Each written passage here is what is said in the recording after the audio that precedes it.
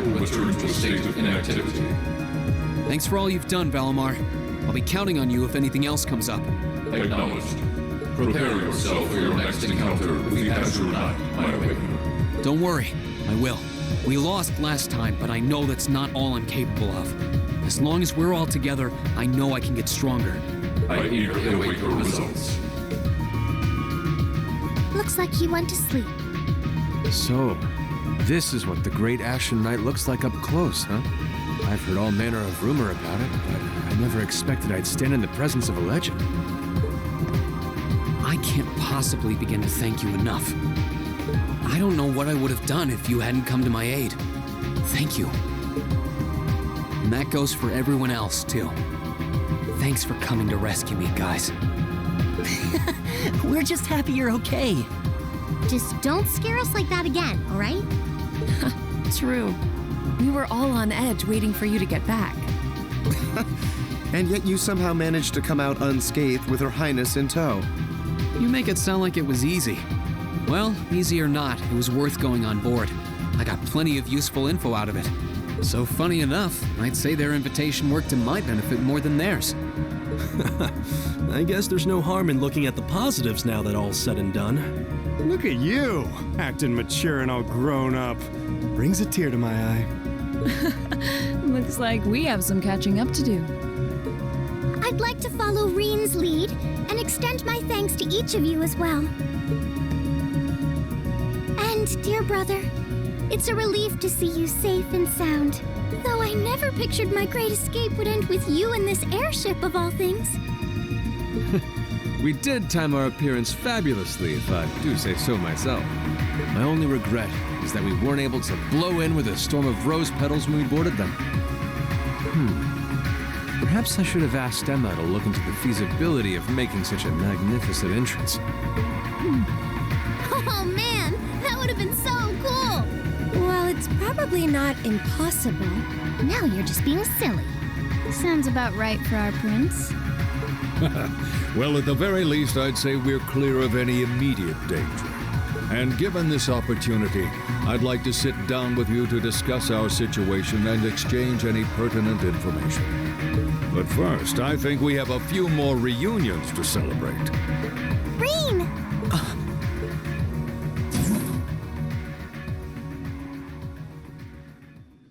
Toa! George! I thought I heard your voices when we started flying away from the Pantagruel, so you were on board too? You bet. Good to see you, Rean.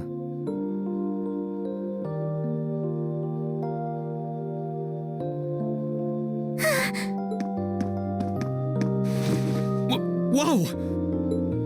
It's really you. You're really okay. No sooner had we found out that you were still alive, we got told you had been taken by the Alliance. We've been so worried about you. I'm a real troublemaker, aren't I? Sorry, Toa. But I'm glad to see you and George made it out okay. Everything I've said to you has been at the back of my mind ever since we parted ways in Trista, and it's kept me going every step of the way. So, thank you. Oh, you remembered. You promised me you wouldn't die. And you didn't. And then there was the promise you made during the festival after party. You said that next year you'd work to make the Academy even more wonderful than it is now. We still need to work on that one, but I know you're not the kind of guy who'd go back on his word. See? Rean's a guy you can count on.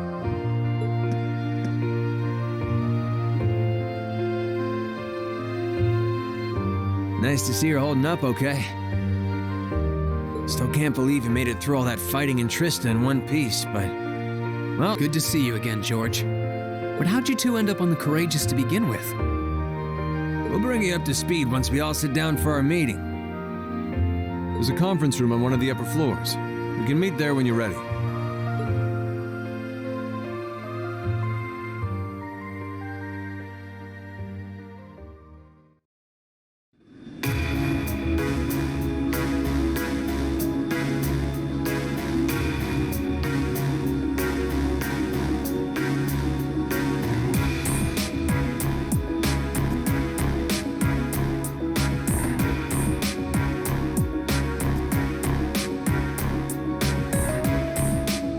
Courageous began its independent operations right before Heimdallr was first occupied.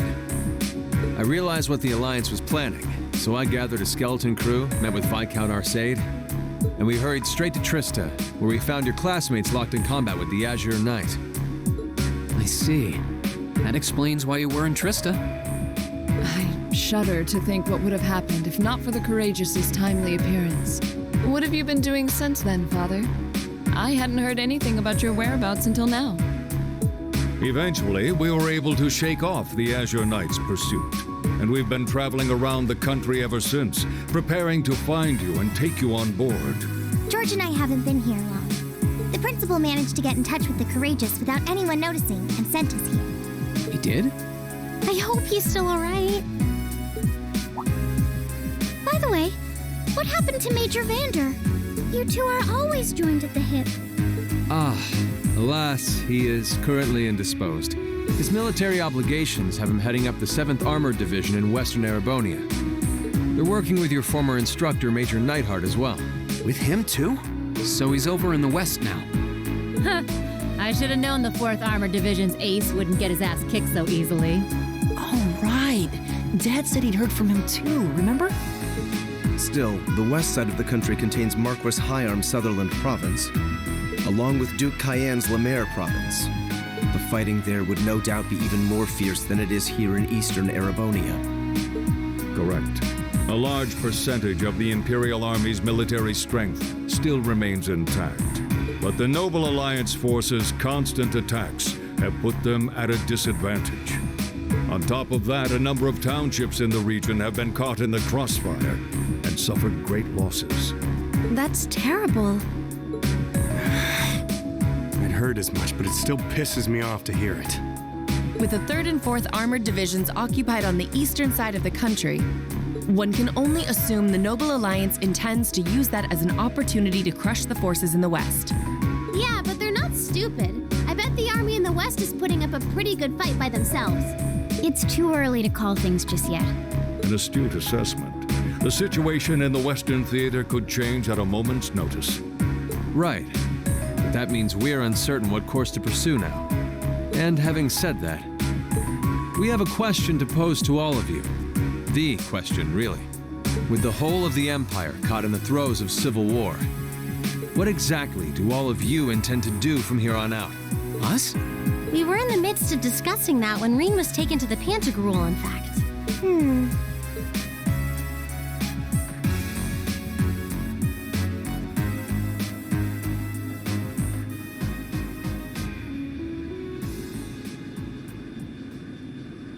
This is a full-on war, and our fellow Erebonian countrymen stand on both sides. No one here is delusional enough to think that a group of students like us are capable of stopping it by ourselves. Still, during our field studies, we found ourselves up against the problems this nation faces again and again. And because we have that experience, I believe there's a place for us to change things in all this. A part only we can play. We may not be able to compete head-on with the Alliance, but together, we can move things in the right direction for Erebonia as a whole. That was wonderful, Rean. Still, we aren't all gathered here for the same reasons. Be it rescuing Elise or settling things with Crow, we've all got something that we personally want to accomplish. But accomplishing those things won't be possible with the situation as it stands. And that's why, no matter how stacked the odds are against us, or how fierce the fighting becomes, we want to put everything we have into making all the difference we possibly can. And I think I speak for everyone in Class 7 when I say that. You bet. I agree completely. We may all come from different walks of life, but this time, that can work for us. Exactly. We have something no one else does, and because of that, we can do things no one else can. And what kind of class would we be if we didn't take advantage of that to protect the people and things we love? As well as find our own answers to the questions we have looming over us. As Rean said, however big or small it is in the long run, we have a place in this war, and we have every intention of following it. Sounds like it'll be a pain, though. No biggie. We're Class 7. Throw in a few of Rean's trademark speeches and we're raring to go. Look at you kids. all sound like you've really thought long and hard about this. That's the Class 7 I'm proud to serve. And you guys aren't the only ones who feel that way. Everyone at Thor's has something to bring to the table. Remember the Academy's motto? Arise, O youth, and become the foundation of the world. Oh, yeah, that's right. That was what Principal Van Dyke said to us at the welcoming ceremony. The words of Dreikel's the Lionheart serve to inspire us to this day, it would seem. Of course. They ring as true as ever. It's like you didn't even have to think about it. You guys just knew. Yeah, you should be proud of yourselves. And it's true that Thor students are scattered all over the country right now. But I'm sure that each and every one of them are fighting too, and they feel the exact same way that you guys do. I understand, Your Highness. Indeed. I figured you would have already given it some thought, but I wasn't expecting such a stirring conviction. But I think this at least settles the matter of what course to take. If you would do the honors, Captain. As you wish. We're about to do something neither side would ever expect us to do. We're going to entrust this ship to you. From here on out, the Courageous is yours to command as you see fit. What? What?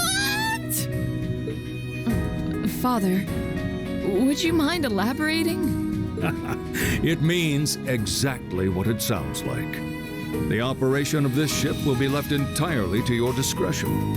I imagine your journey to make a difference in this war needs a home base to begin from. Well, yes, but... But then what will you do? We plan to disembark and make our way to the western provinces. Once there, we'll begin working with the 7th Armored Division and the other neutral forces in the region. The intention is to ensure that as few innocents as possible are harmed by this conflict. I was actually worried this airship might prove a bit too conspicuous to aid us in pursuing that goal. But with us headed west, we'd be leaving all of eastern Erebonia in your hands. Wow. I see. That does make the most logical sense. Kinda. If we got the Courageous, we could give our third faction some real weight. Neither side could afford to ignore us. I'm not even sure the Guild could come up with a plan this wild. Well, it's fair to say I've learned a lot from the way the Guild's members handle things, yourself included. Oh, and Alphen? Yes? I'd like to ask you to remain on board the Courageous as well. This ship is technically the property of the Arner household, fathers in particular. It should give them a certain freedom to act if they have concrete backing from a member of the Imperial family.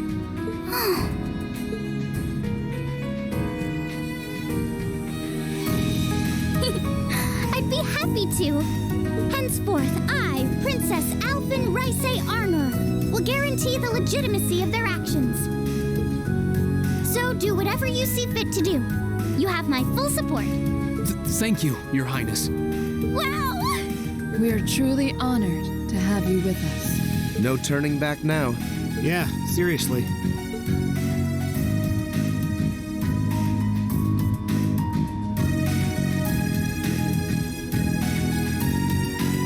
We hereby humbly accept custody of the Courageous. Please, leave Eastern Erebonia to us. We'll be counting on you then. I'm looking forward to toasting your future successes.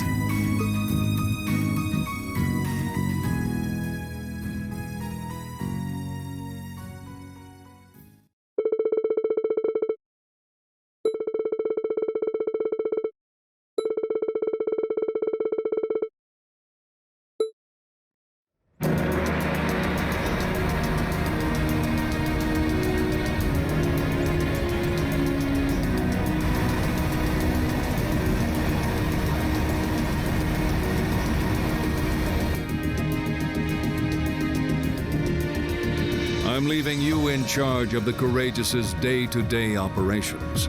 I don't doubt you'll make a fine acting captain. It would be an honor.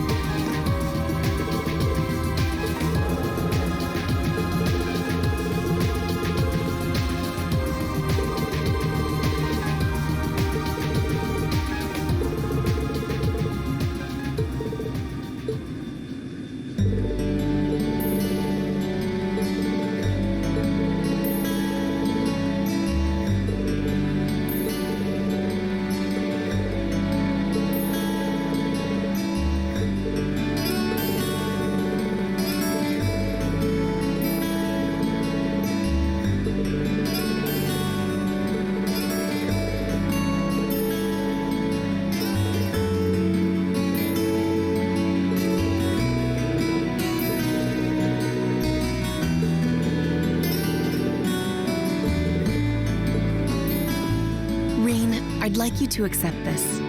I hope that it will prove to be of some use to you in the challenges ahead. Thank you, Captain. You've done so much for us, especially in Ymir. I can't begin to thank you enough for helping to protect my hometown.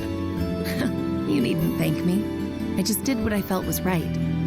I wish you all the best in the future. Not as a member of the RMP, but as a graduate of Thor's military academy. Thank you. We'll do all that we can to meet your expectations. Yowza! Things are getting nice and steamy over there, huh? Oh? Uh-oh. I feel like I'm losing in the race for most reliable big sister figure all of a sudden. Well, you get a gold star for trying. Well then, it's time we bid you all a fond farewell for now. Chin up, Alphen. I'm counting on your charm to keep everyone motivated. May the goddess be with you. I look forward to the stories you'll have to tell when next we meet, Laura. Good luck, Father.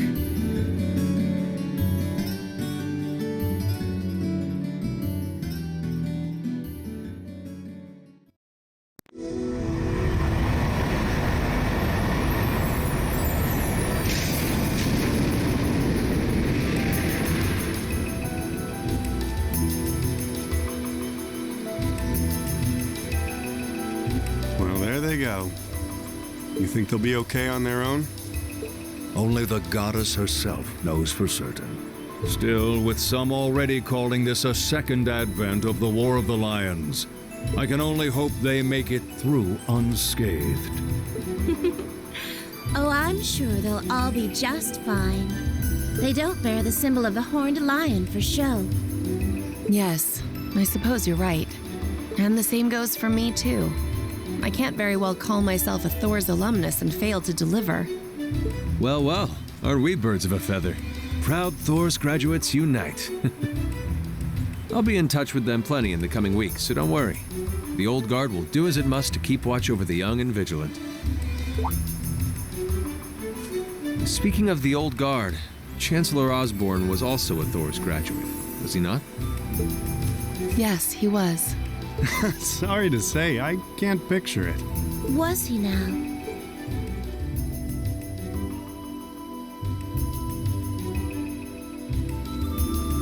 He and I may have had our differences, but I still feel a certain loss with his passing. I'd like to express my condolences to you while I have the chance.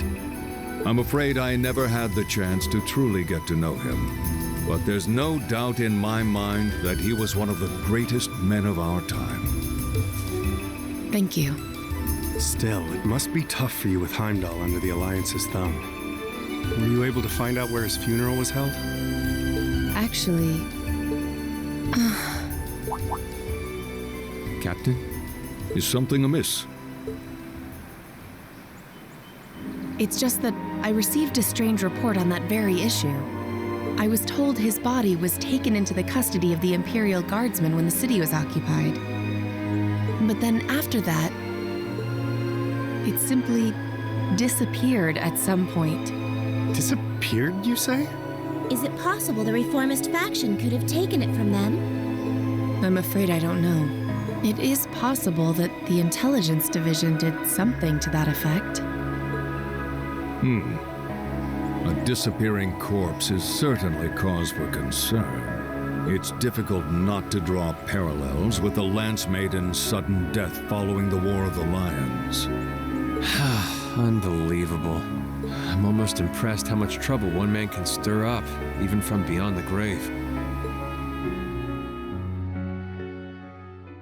He had so many plots in motion, I doubt even his death put a stop to them all.